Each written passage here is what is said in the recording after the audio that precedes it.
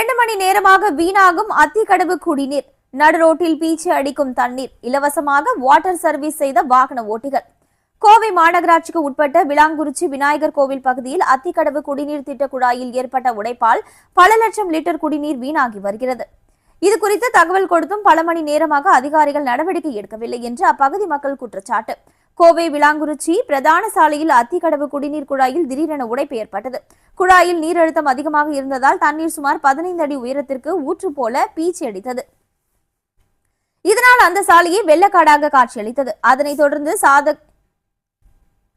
இதனை சாதகமாக பயன்படுத்திக் கொண்ட சில வாகன ஓட்டிகள் பீச்சி அடிக்கும் தண்ணீருக்கு அடியில் வாகனங்களை நிறுத்திவிட்டு வாட்டர் சர்வீஸ் செய்தபடி சென்றனர். குழாய் உடைந்த உடனேயே அப்பகுதி பொதுமக்கள் கோவை மாநகராட்சி மற்றும் குடிநீர் வாரிய அதிகாரிகளுக்கு தொலைபேசி வாயிலாக தகவல் தெரிவித்துள்ளனர். ஆனால் தகவல் தெரிவித்து 2 மணி நேரத்திற்கு மேலாகியும் எந்த ஒரு அதிகாரியோ அல்லது ஊழியரோ சம்பவ இடத்திற்கு வந்து உடைப்பை சீரமைக்க முன்வரவில்லை என கூறப்படுகிறது.